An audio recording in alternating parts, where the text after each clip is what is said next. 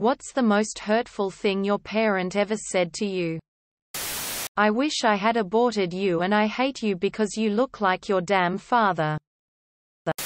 I was having an argument with my mum, and when I told her about some stuff I remembered that wasn't exactly nice as a kid, she said, "Well, I don't remember that happening, so it must have never happened. And I choose to live in the reality where it didn't. But you can do whatever you want," and walked away. Feelings invalidated? Oh, big time. The one that rattles in my head the most, either not repressed or just recent enough to remember better, was from my dad. After I had lost a bit of weight. Said, "Wow, you actually look like a human being." My dad speaks in sarcasm, so who knows how rude he was meaning to be, but man, that one burrowed deep. "The best part of you dripped down your mother's leg," my dad when I was around 15/16, now 48. My mum supported my ex-wife in the divorce and then told my now current wife, "I'll help you get all the money out of him when you want to leave him." She's also told me flat out if I demand my kids' car seats from her, she will never babysit them again. The car seats that she put into a storage unit. "I love your sister's kids more than yours." She justified it by calling my husband and I better parents, my husband's parents as better grandparents, and saying that my nephews needed it more, which might all be true. But it still stung. Some time ago, I was struggling at adjusting to this new job, and the guy training me was an asshole. I told my mum about it, and she flat out told me to man up. Otherwise, you're not my son. I've never told her about any personal problems I've had since, and probably never will again. I was born out of wedlock. My parents never got married and broke up months after I was born. My mum got married a couple of times. Neither of them lasted, though the first one gave me a younger sister. My dad got married and is still married. I was molested by my first stepdad, and when I finally confessed to my dad and stepmom, several years later my dad told me he saw my essay as God's punishment toward my dad for doing the deed before marriage. Being told that has left a sour taste in my mouth whenever I think of him.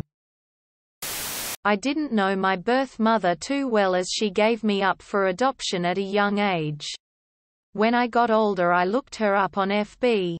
About 10 years ago. She said, "You have a beautiful family. If all you wanna do is hurt me more, then don't contact me again." What the fuck, lady, you gave me up and left me with all these unanswered questions. How did I hurt you? Anyway, I found out not long after that she had passed. I don't hold anything against her. I was just confused about what she meant and really wanted some answers as to why she gave me away to the state. I hope her next life she has peace. While having a panic attack. You are a burden on me, your siblings, and your friends. Panic attack proceeds to get worse. Duh. This thread is wildly depressing. I'll be back to pick you up in 3 days. She did not. After my mum and I discussed my dad raping me as a child, her response, "How could your father do that to me?" Quote, "Broke my arm on a school ski trip, causing the whole trip to come back late. Dad picked me up at school and told me he wasn't taking me to the hospital. Maybe mum will take me tomorrow. Get home. Both parents refuse to take me as they need their sleep. They put sleep ahead of me." The look the orthopedic doctor gave my mother the next afternoon upon hearing this confirmed it was as fucked up as I thought. This was the 1980s, so child services wasn't involved. Edit. I'm both saddened and strengthened by the similar responses. If you haven't Please consider therapy. I was in my mid-40s until I did. It can really help. It isn't too late to start. I'm 73 and even now it would take too long and be too painful to dredge up everything hurtful my dad said to me. I can't believe you expect so much from us just because you got diagnosed with cancer. My mother, while kicking me out of her house in the middle of chemotherapy at 25 years of age when I couldn't afford to pay rent on unemployment. I was 17 and arguing with my mother. She grabbed my stepdad's loaded revolver he kept on top of the grandfather clock and pointed it at my face. She looked absolutely unhinged and told me, "I swear I'll kill you." Unfortunately, that's one of several incidents. Almost 30 years later, and she wonders why we have a very distant relationship. They gave me the advice to never have children, that all of us 6 kids ruined my mother's life.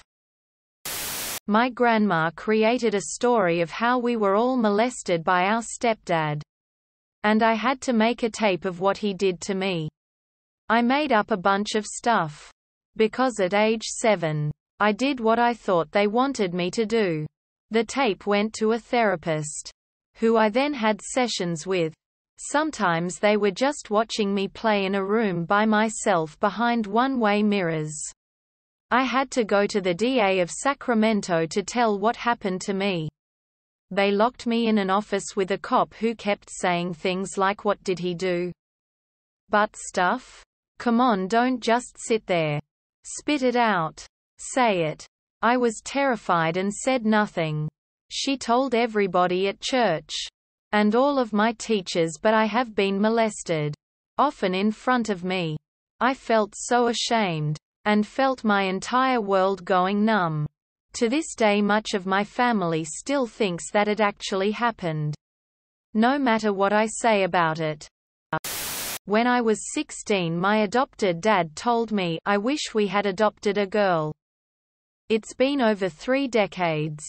And now the man can't even remember my name as dementia takes his mind. And I still resent him for that. As I noted when this came up elsewhere, there is a silver lining to be had from it. As a parent myself, I am acutely aware of just how damaging words can be, and even when my kids absolutely were pissing me off, I never said anything like this to them. I tried to always tie chastisement to behavior and not them as a person.